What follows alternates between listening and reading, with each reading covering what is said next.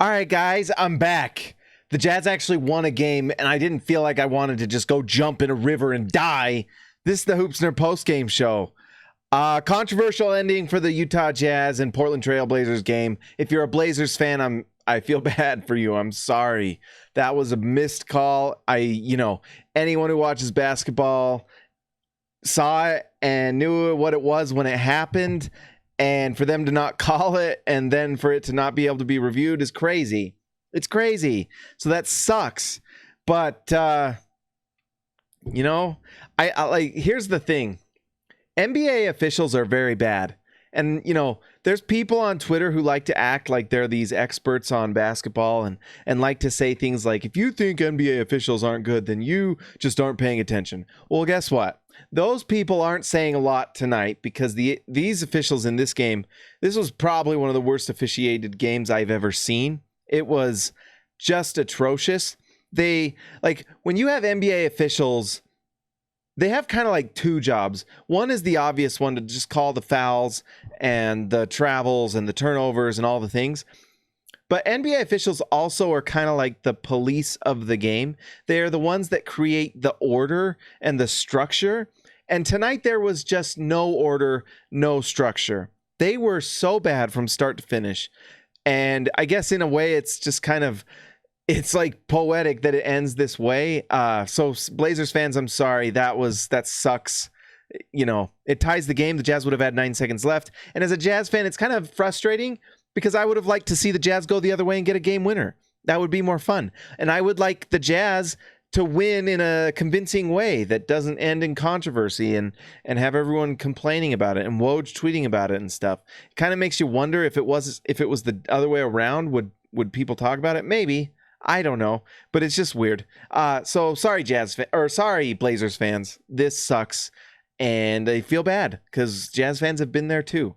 But if you're a Blazers fan, it's the same story. Damian Lillard was absolutely an inferno tonight. Damian Lillard ends up with 43 points, 8 for 14 from 3. It was almost like surprising if he ever missed, honestly. Honestly, if he misses a shot, it's like shocking to me. I was happy that Quinn Snyder finally did some things. He started trapping early, and I liked how he had Royce pressing to start. He was doing some things to try to slow him down, and he scored 7 points or 8 points less than last time when he beat the Jazz, and that was enough. And that was the frustrating thing from last game that we talked about, and I lost my mind, is that they actually did something. So I'm grateful that Quinn Snyder actually tried some things to slow him down. People who say you should just execute better, shush, be quiet. That's a bad opinion. That's stupid. Damian Lillard is just absolutely nuclear right now. You can't stop him. And if your idea is that you just need to play better defense to stop him, that's just flat out stupid. That's stupid. Because he's that good, he's beating anybody. I don't care who it is, whether it's prime Iguodala or prime Tony Allen. Dame is scoring on them right now. He's fantastic, and he's getting honestly, if we want to talk about whistles, Dame gets a pretty friendly whistle, and the screens that his team is allowed to set on that perimeter to get him free. It's frustrating. We'll just say that if you're playing against the Blazers and the things he gets called for and the calls he gets, it's a superstar call. Must be nice because Utah was not getting that on the other end. Honestly, it was if we're going to talk about bad calls and refs, they didn't call the Mario Hezonja travel underneath the rim. It was blatant as the goaltend, and it ended up in a Blazers 3. So should we go back and take 3 points from the Blazers? Or when Mike Conley in the first half just got absolutely thrown to the ground and nothing was called, and it goes the other way and Portland scores in transition. Are we calling that? Or when Rudy, they called a jump ball off of Rudy getting his arm fouled, literally you see him slap his arm down and they called it a jump ball. Are we taking that back too? It was bad calls. It was really bad. The Jazz got a terrible whistle tonight, by the way. Donovan Mitchell had, how many free throws did Donovan Mitchell have? Donovan Mitchell got 4 free throws. And Damian Lillard tonight, actually only 3 points, but that's because he shot 14 threes. Maybe he should have got more calls. I don't know. Bad reffing tonight. It's bad on both sides, and it's a shame it ends badly. There hasn't been a lot to say about Utah lately, and tonight, honestly, for the Jazz, not a lot to say. I mean, they came out so lame again.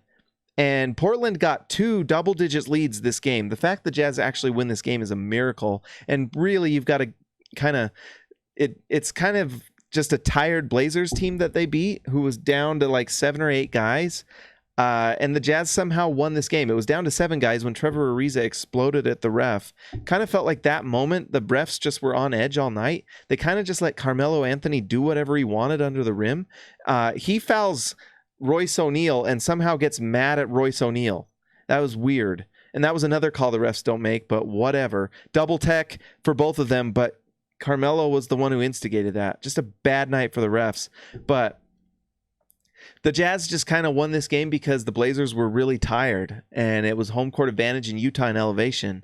Donovan Mitchell does not look right. Everything looks bad. And so someone mentioned to me on Twitter, maybe it's kind of his hip from the Spurs game, and some other people are wondering if he's sick with something. Like, is it mono? Because it feels like he's been sick for a while. It's just weird. And then I've heard other things that like maybe he's frustrated in the locker room with Conley's situation. Like Conley is getting more reps and maybe being in the shooting guard spot is throwing him off when he was just doing really well as the primary playmaker. I don't know what it is. By the way, Mike Conley played well tonight. Conley was just better. I know he's 6 for 13 from the field, but that's pretty solid. 2 for 6 from 3. You'll take that. Biggest plus minus in the game, plus 17 for Jordan Clarkson. That's awesome. I didn't even know that. That's actually pretty cool. But they played pretty decent considering how good Dame has been. He's been unreal. When Dame comes out and shoots 56% from 3 or whatever this was, 57% from 3, it's unreal. He shot 14 threes, made 8 of them. That level of efficiency is just bonkers.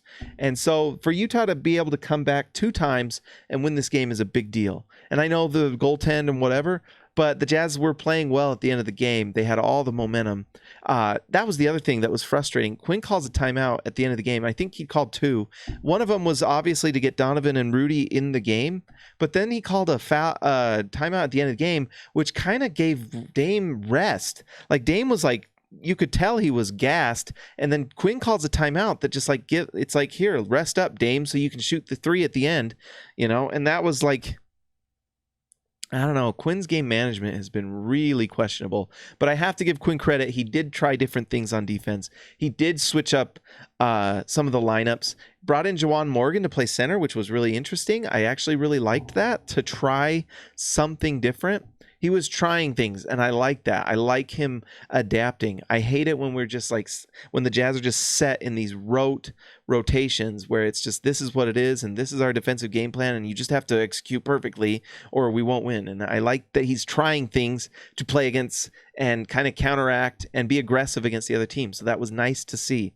It would be nice to see the Jazz be a little more aggressive in that way with some things. Juwan Morgan coming in. By the way, those 2 fouls against Juwan Morgan were a joke. Those were not fouls, but the refs called them. Honestly, that Hazonia travel, the non-call on the goaltend might have been a makeup call for that missed travel, because that was blatant. It was awful, and it'll show up in the L2M. Guys, that's all I got to say. It would be nice if the Jazz could get more juice and play better. They just have not played very well, and you just would like to see the Jazz really find a way to just win games convincingly. It just doesn't feel like they're very good right now, and it would be nice to see the Jazz just take steps to get to that team that they were literally like 2 weeks ago. So we'll see if it happens. Guys, like and subscribe this video. I will talk to you later.